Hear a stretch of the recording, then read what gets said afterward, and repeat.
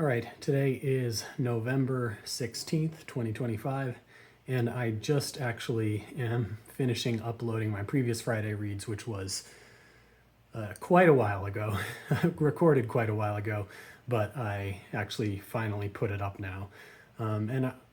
With doing that, I was ready at last to do my next Friday reads. So I have a lot to talk about. It's been about a half a year, honestly, since I recorded anything. But I've been reading a lot of good stuff this year and quite a lot that I think is worth talking about. So to start, I've been reading a lot of Agatha Christie this year.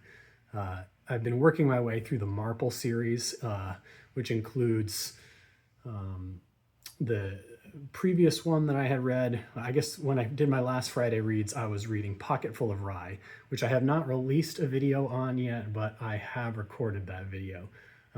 And I enjoyed that one. I'll say a little bit more about it in my video review of that one, but yeah, it's actually quite surprised me in a lot of ways. So then moving right along, what else do we have from there? Next up was, I believe, 450 from Paddington, which is a little bit of a longer Marple novel, and one that I had high hopes for. It seemed like an interesting premise. It got off to a good start, and ultimately I found myself a little bit disappointed with how it all turned out, unfortunately. Ultimately, I found myself a little bit disappointed with how it all turned out, unfortunately. I don't really think it merited the length that it had, and the characters in it in general kind of bored me, even some of the better ones like Lucy Islesborough.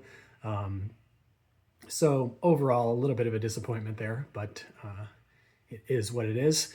And then next up was The Mirror Cracked from Side to Side, which that one I think I liked a little bit better than 450 from Paddington. In this one, we have this central sort of puzzle of what was it that this woman, Melina Gregg, I think is her name. What is it that this actress saw that startled her so much that made someone, that she was convinced that someone or something she saw convinced her that someone was going to kill her. So this one I liked quite a bit. There were some interesting characters in it, a few that stood out more than others, but especially the central character, the actress Melina Gregg, and her husband Jason Rudd, I want to say. So yeah, I enjoyed that one, and I think it worked well because I think that this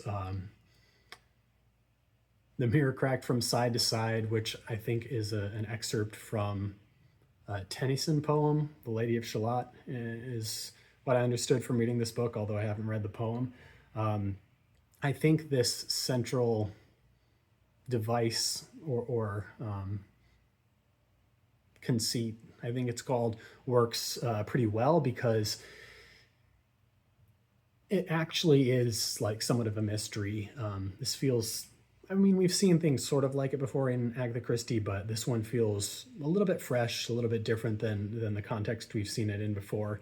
And there really is this, I think there's so much emphasis on just trying to decode this particular expression. Like, was she scared? Was she, just sensing her demise with some sort of like brutal acceptance, like just trying to decrypt what it was that was going through her mind at that moment, especially from hearsay or from asking a bunch of different characters what they thought, is just really interesting. Okay, next up is after that was the Caribbean Mystery, which is actually the one I finished most recently, although I also read the one after that at Bertram's Hotel. The Caribbean Mystery is a mystery set on a fictional Caribbean island in the West Indies, or the Caribbean, and it's not very good. I didn't like that one too much, which I'll talk about in my review of that one, but overall a disappointment, probably the worst Marple that I've read so far. And then finally at Bertram's Hotel, which is I can see why some might actually find it worse than the Caribbean Mystery. Personally, I actually kind of enjoyed it. I think there are flaws to it, and I think it doesn't quite fit into the regular mold of the Agatha Christie mysteries. In the sense that like there's not really that much of a puzzle to solve, or like there is, but it's kind of like it feels a little bit more trivial than in some of the other ones. But after reading the Caribbean Mystery, I actually wish the solution in that one had been more trivial, because instead it just felt like there was all this distraction and misinformation for the sake of misinforming us and confusing us. Whereas at Bertram's Hotel, you can kind of see what's going on at the center of it all, more or less. Some people maybe a little bit more than others. I didn't fully understand everything that was going on, but all in all, I actually enjoyed the characterization of the hotel. I liked the depiction of London and Miss Marple sort of hoping to see the London of the past, but also realizing that the London of her youth is not the way that things are anymore, and she can't just expect for everything to go unchanged. That would be unnatural. And we do have this sort of thrillerish element to Bertram's Hotel, where you have, international gang of criminals who are, I guess international, who are, trying to rob trains and steal jewels and stuff like that, which is always a little bit of a goofy thing in Agatha Christie's novels, and it is goofy here as well. But I kind of enjoyed it, just knowing what to expect from this one.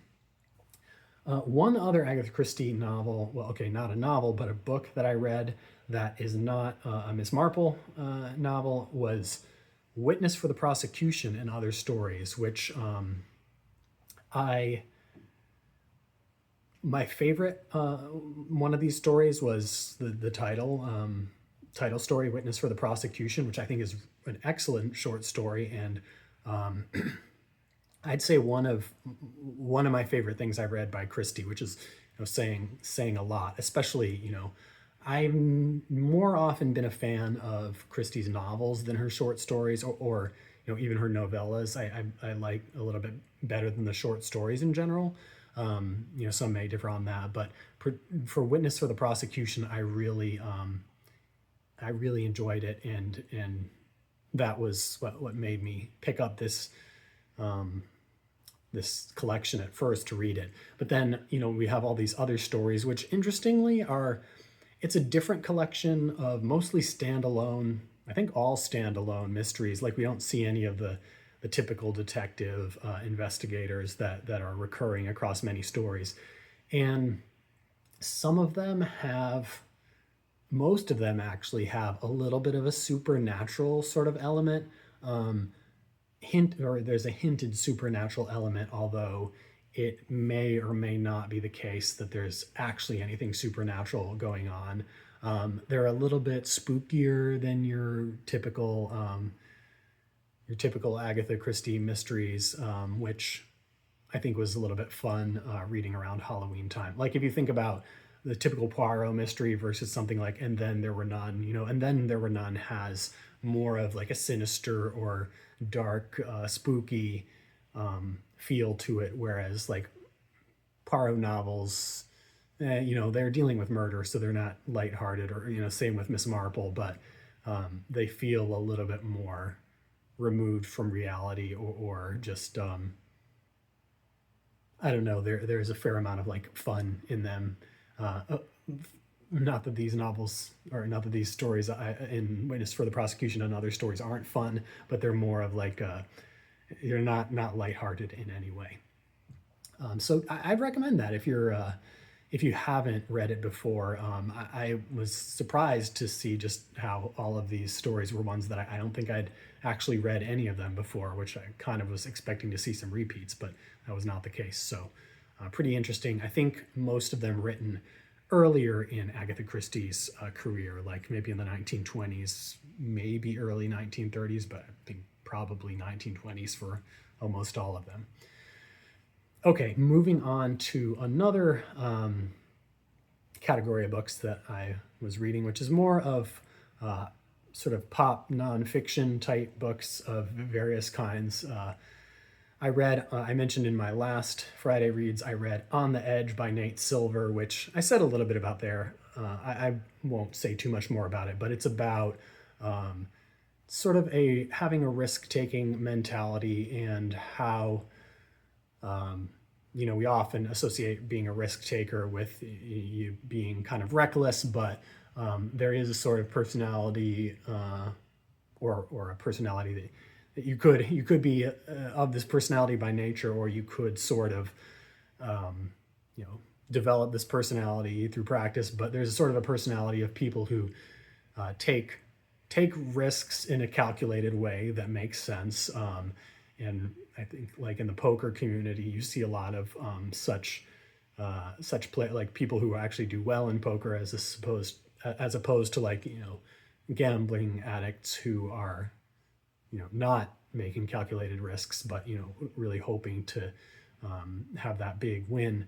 In the poker community, you have lots of people who really try to balance what their emotions are telling them with what they understand about what is the best course of action in playing the game of poker. And then Nate Silver extends this to other areas as well. And he talks a little bit about sports betting. He talks a little bit about not that, I mean, as he talks about in the book, if you actually are good at sports betting, you will get blacklisted from the sites, or basically they'll force you to spend so little money that it wouldn't really be a profitable thing. So don't go out thinking that you're going to get rich from sports betting. And also, there are some applications to political predictions, or even even non-political predictions, but making predictions about the future, about the world, about the risks of AI is something that he talks about a little bit in the book. A little bit scattered of a book overall, but one that I still appreciated in just all the stories that Nate Silver tells, as someone with a good track record of making good predictions from his website formerly run by him, 538, which did U.S. election predictions. Okay, and then from that book, I was clued into reading another book by one of his friends who also is a poker player, and whose book about poker, The Biggest Bluff, I believe it's called, I've also read.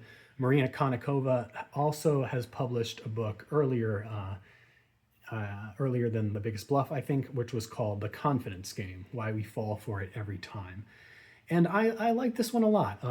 Some people might think that it's a little bit fluffy, or I don't know, that there's not enough substance, or not enough being said there. But personally, I found it very interesting. The book is about con artists and the psychology of a con artist, the psychology of someone who falls for a con. And Konnikova's point in this book, one of the things that she tries to highlight is that we always think that we would never fall for the con, except the con artist understands something about our psychology and where we're vulnerable, in the way that they're able to pitch just the right story and give just the right sort of sell that makes us believe that what they're selling is real. And of course, an example of this that makes it clear that it's not just like being smart or being dumb is there are college professor. I think there's a college professor in the book who she tells the story of how he fell for this very I think most of us would believe completely incredible story of, I don't even remember what the story was exactly. I think it was something about flying to South America to meet some woman who was interested in marrying him or something like that. It feels very silly, except because of, I don't know, just because he was a vulnerable person in the right situation, he fell for this trick, and we could all fall for this sort of trick under the right circumstances. So this book talks about it gives a lot of stories of con artists and the people that fell for the cons. But along the way, and this is what I like about Maria Konikova's style in this book and in The Biggest Bluff, is she really gets into some of the psychology. She looks into the research about like what is it that makes people vulnerable to these sort of cells, and really just brings in sort of popular psychology science in a way that adds a little more substance to it than just being a collection of a bunch of stories, which would be interesting in themselves, but I think this makes it a little richer. I will say, if you're reading this one, it is it is a little bit I don't know, I guess sad at times is the way to put it, because you are reading stories of people getting duped out of their livelihoods, and it's unfortunate, but it's also I think valuable, and maybe has some lessons for all of us in it. Okay, then I read a couple political nonfiction, pop nonfiction books. One of those was Abundance by Ezra Klein, which I heard him talk about on his podcast. I knew it was coming out, so I was looking forward to it. Actually, sorry, it's not just by Ezra Klein. It's by Ezra Klein and Derek Thompson. Each of them contributed. I think there's 5 chapters total, and each of them contributed, I think, at least 2 chapters to the book. And I think, I won't be the best person to describe exactly what it's about, but the central idea in it is this idea that Klein and Thompson are advocating for, called abundance liberalism. And what they argue is that the liberalism espoused by, typically espoused by the Democratic Party, but also, more broadly by people in the United States who you would think of as liberals, or, anywhere in the more liberal side of the spectrum. Towards the second half of the 20th century, made a lot of, you could say, progress in establishing regulations that protected people from big company interests and people who did not have their best interests in mind, and who were damaging the environment, who were doing other things that were, I think we could probably agree to be unscrupulous, whether you think regulating them is the right solution to that or not. But in Ezra Klein's reading of the politics of this, he thinks that this largely was, a successful and valuable development to create these regulations and stuff. But now in the 21st century, the liberal establishment has become so encumbered by all these regulations, as you see in states such as California, Klein's home state, and New York, where he now lives, that are, largely liberal, or I shouldn't say entirely liberal, but the bulk of the population in these states lives in urban areas, and therefore they're a lot of liberals living in those areas, particularly in these 2 states. And you can see how, like in California, for example, there's a huge housing crisis. There was, supposed to be a high-speed rail that was built, I think, maybe by now, or at least by like 2030 or something, high-speed rail from San Francisco to LA, nowhere near being done.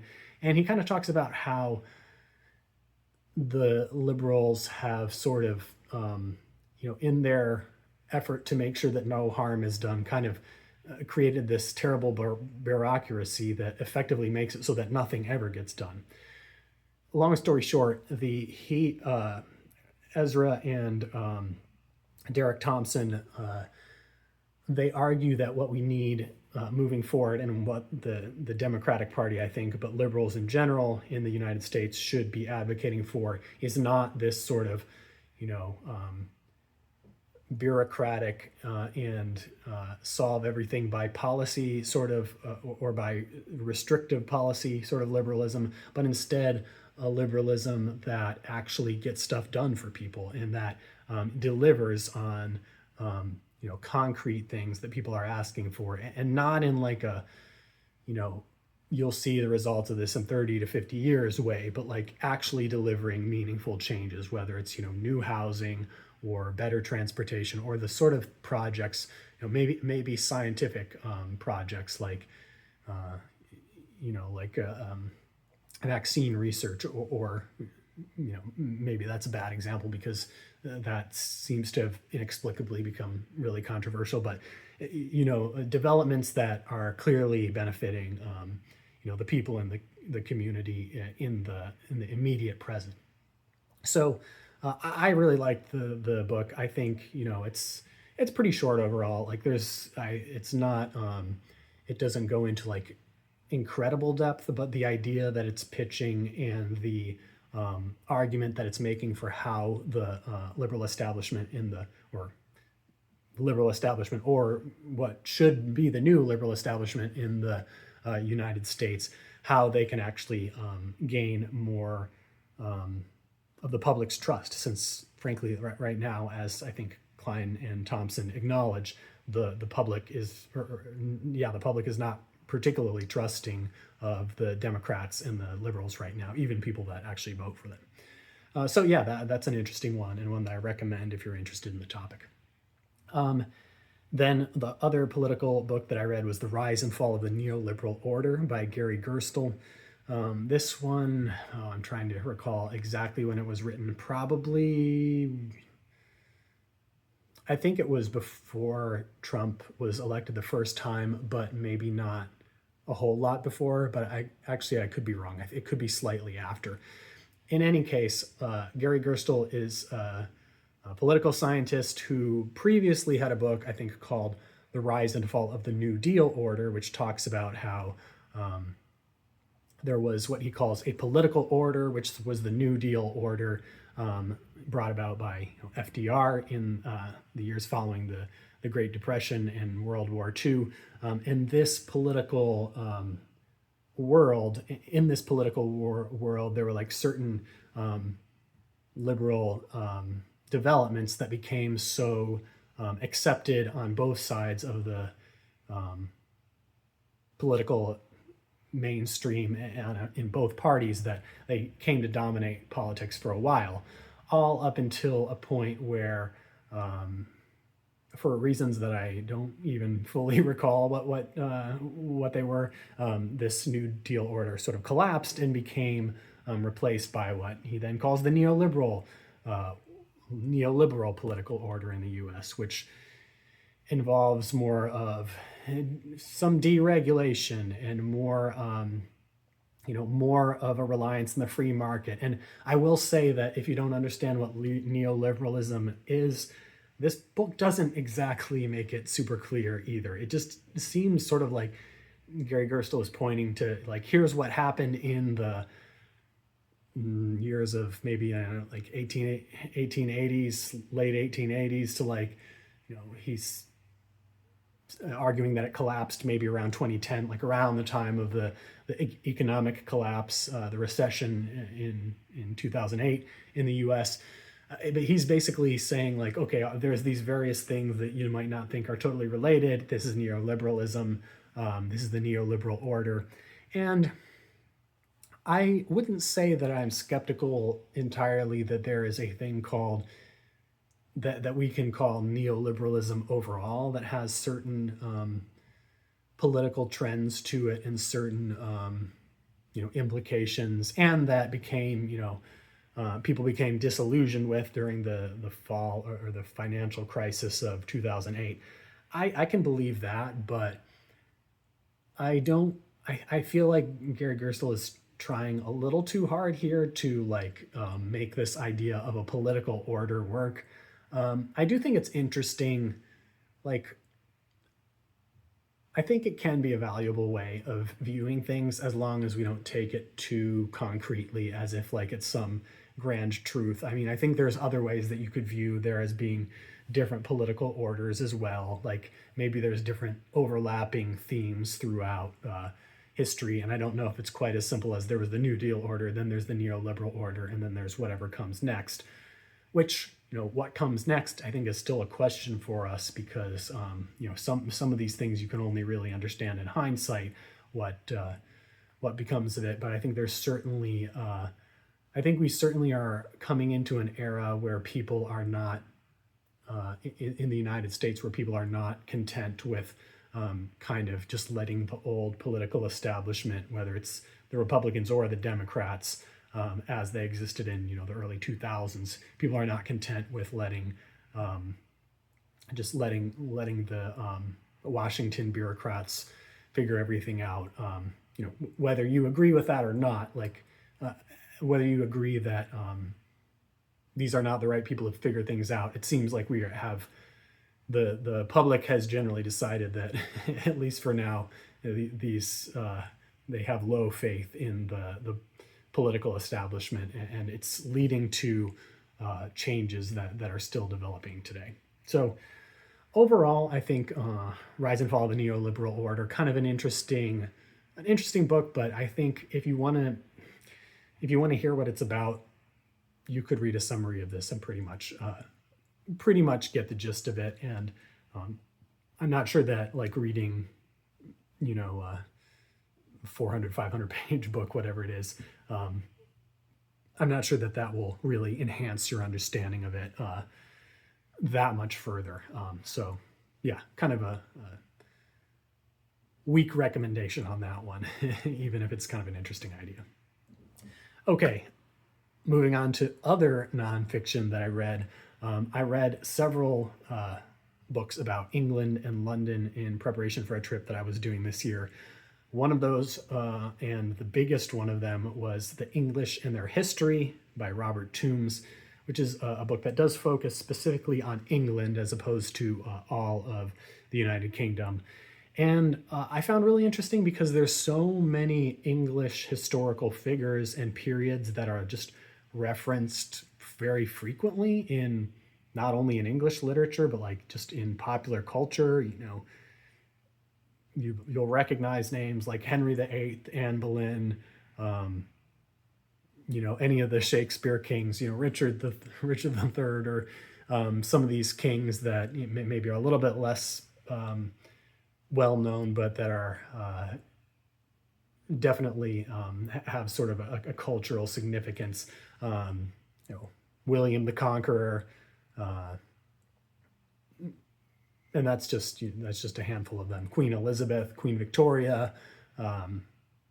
So there's so many kings and queens of English history, but I think this book, without really belaboring any of them, because it is trying to get from like the Roman era, from a little bit of stuff about the Roman era to like all the way up to the present.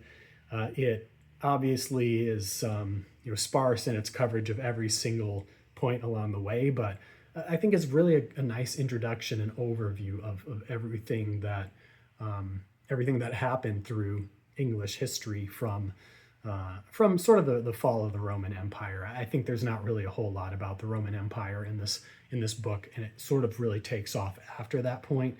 But we do see how the Roman colony of Britannia was the root of modern Britain, which is still visible to this day when you see like the walls and stuff built by the Romans that still exist in like London to this very day. And I like this book too because although people might disagree on the exact narratives or the exact interpretations that Robert Toombs pitches in this narrative, in this telling of English history, he does tie it together in a way that makes it more than just like a ton of jumbled facts about like kings and queens that you're supposed to memorize. Like he takes the time to sort of highlight trends and how they differ in his view from former trends. And I think that's really valuable when learning about history, not only in sort of placing it in a meaningful context, but also in holding my interest as a reader who is trying to make it through what is a very long book, probably somewhere on the order of 1,000 pages, depending on what version of it you read. And that was, I found it easy to follow along with this entire book. Okay, another London book that I read was Londoners, the days and nights of Londoners, what's it called? Let me see the exact Londoners, the days and nights of London now, as told by those who love it, hate it, live it, left it, and long for it. This is just kind of a fun overview of stories from many Londoners in I think it was published sometime in the 2000 to 2010 time period, I want to say, maybe closer to 2000. But the author, Craig Taylor, who's actually a Canadian himself, but who has lived in London and fell in love with it, he goes around interviewing a bunch of people and asking about London, about their experience there. And these people range from all sorts of different types, whether it's the voice of the London Underground to someone who's like what's the word, like a witch who practices Wicca, the witch who practices witchcraft and is part of a coven or something like that. I don't know. And to someone who like knows all the places to fish and is like dismayed by the current state of fishing in London, where I think it's carp. He's like, oh, everything around here is just carp, and you get these people that go out and catch a bunch of carp, and they don't understand that's not real fishing. Like real fishing is about catching other things that are harder to catch than just these carp. And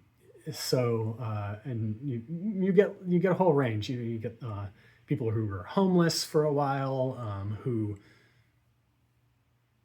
were involved in one of the ones that was really memorable to me was a talk with someone from the Lost and Found office, just talking about some of the things that people call in for, and really a touching account from this guy about it was clear he really just enjoys the opportunity on occasion to just make people's day when they find something that they lost, maybe just of sentimental value that was really valuable to them. I think he talks about one person who lost like 10,000 pounds or some substantial amount of money, and was like not called in for it. It's like not really that worried about it. He finds out they have it, and he's like, oh, can I come in and pick it up tomorrow? Like I don't have time today. Like just sort of a whole bunch of characters in this book. I really liked it, and I felt like it was a good human introduction to the city, as to the modern city of London, as opposed to just more of like a academic sociological investigation or something like that. Okay, one other Britain book that I read was Brexitland by Maria Sobolewsk and Robert Ford, which I read really just to try to understand a bit of, obviously I've heard of Brexit, especially when the referendum vote on leaving the European Union originally took place. And I think Maria Sobolewsk and Robert Ford do a good job of putting this vote in context of the sentiments and the political mobilization of the Leave and Remain campaigns.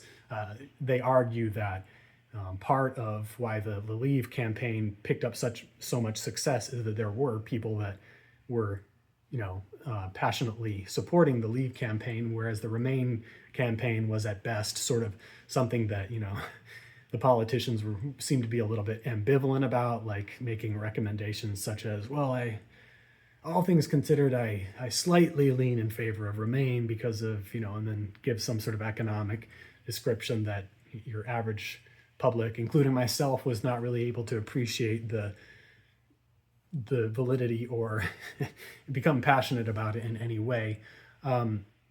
This is not to say that this book isn't really about the consequences of Brexit in terms of like what does it actually mean economically, or like what happens because of Brexit, but the book is more about understanding the political divides that led to it and how they reflect in the author's view, and I think they make a good case for it, these sort of political trends, as kind of alluded to before, of people not trusting the elites, feeling that the political establishment is out of touch, seeing the European Union as sort of a project of the political professional class, as opposed to something that really they have much stake in. But also, they look at how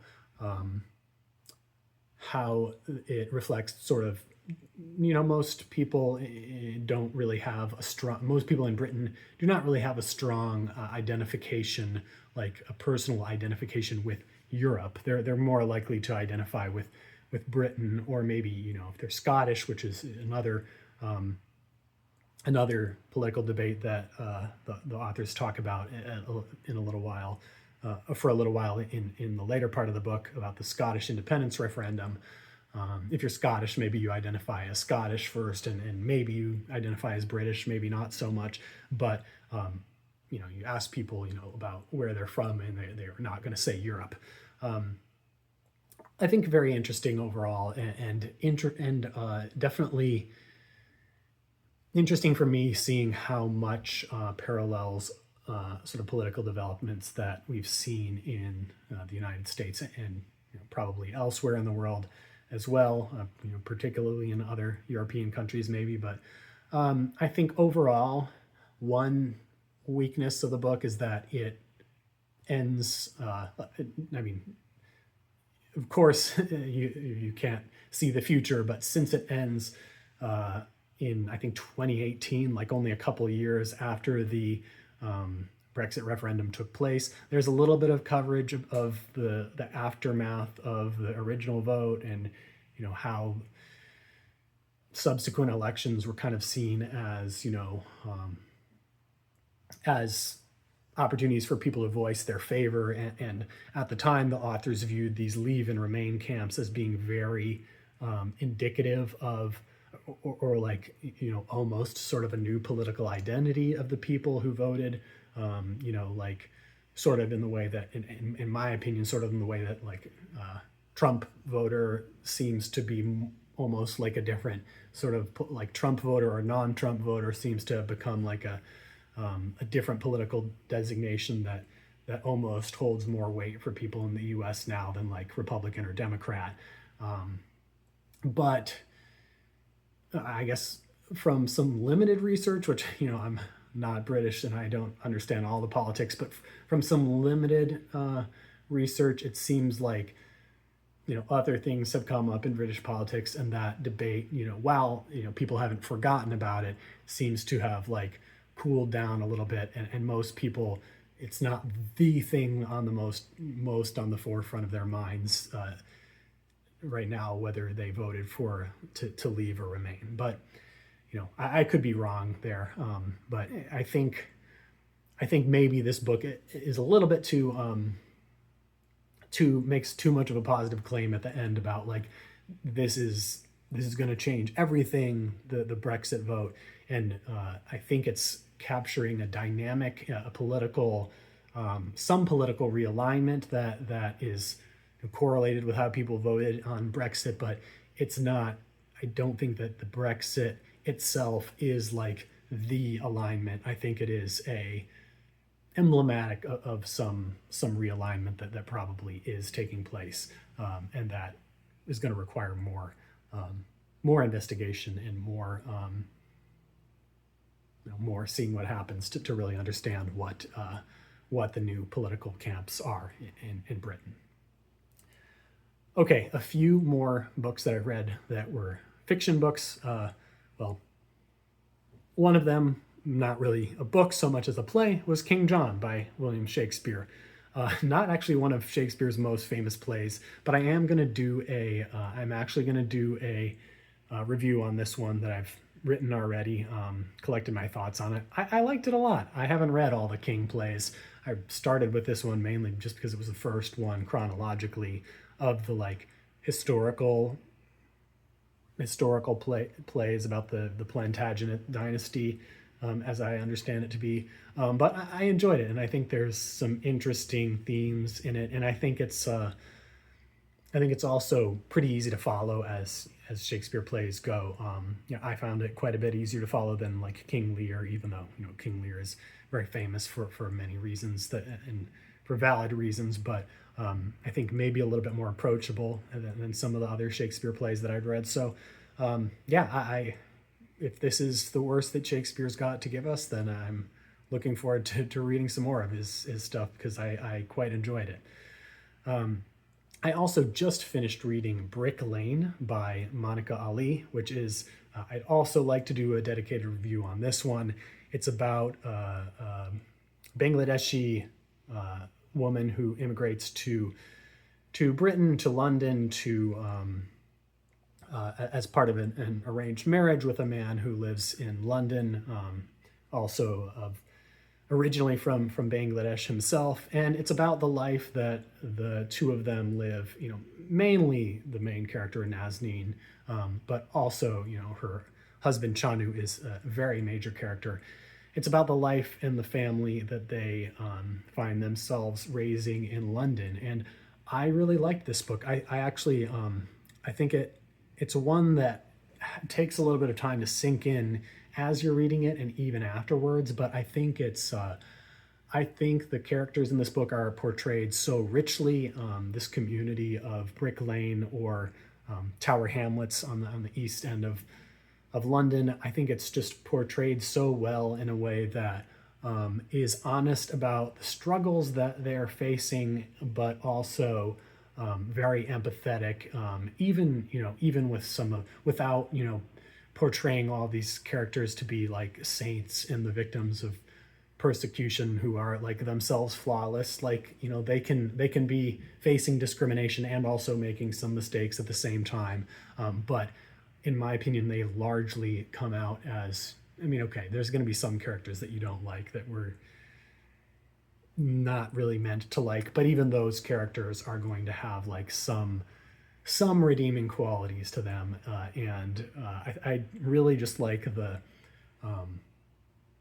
I don't know, it felt like a very real story in a way that it really is something that I kind of always appreciate, no matter what it's about. And this story was no exception. It was also, it was nominated for a Man Booker Prize in the year that it was written, which is 2003. So definitely recommend that one, but I'll probably have more to say on that. And then one other book that I read, which I don't think I ever started writing a review on this one. I finished it in the summer a little while ago. All the Lovers in the Night by Mieko Kawakami. I've read her other two books, Breasts and Eggs and Heaven, already, and I enjoyed both of those. I enjoyed Heaven a little bit more. They're very different. The characters that are at the center of those two novels are very different, and I would say the same about All the Lovers in the Night. All the Lovers in the Night it's challenging in some ways because it's a story of a woman who is lonely and very passive and kind of like just stuck in a rut, and kind of feels like she's going nowhere. Also has, I guess, pretty serious social anxiety to the point that she, in this book, starts using alcohol as a way to escape that social anxiety. And the book is, among other things, it's about her attempt to form a connection with this older man that she meets.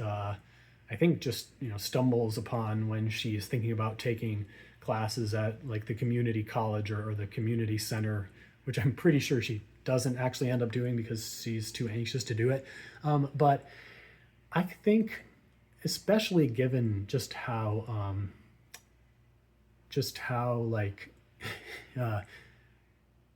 boring or like sort of inherently passive the character is, I think it is interesting and satisfying seeing how she develops how we do see some growth from her during the story. And I don't know, I really liked this one. Like there's just some element to it. Like some of it is just the writing style, which, Mieko Kawakami, I feel like she writes so vividly and with such a unique style. And I mean, I'm reading it not even in the language that it's originally written. I'm reading a translation, but I think the translators must be capturing something very well, because it just is so immersive to read about the environment that these characters find themselves in. So I actually ended up, I would say that this was my favorite of the three Mieko Kawakami books that I've read, and that's all the ones that have been translated to English so far. So I'm really hoping for another one sometime soon. Although I wasn't able to find any evidence that one is like immediately on the way, but yeah, super valuable read, and another one that I very much enjoyed. So that was a lot of books, but that's what I've been reading. Yeah, so thanks for watching. If you've stuck with me for this, and let me know what you've been reading. Let me know. Well, I guess for the Marple mysteries, you'll have to wait until the actual mystery, the reviews come out for the novels themselves, and then you can comment there if I'm totally wrong. But you're welcome to comment here as well if you have any immediate gripes with what I said. But I hope you have a good finish to 2025, and happy reading.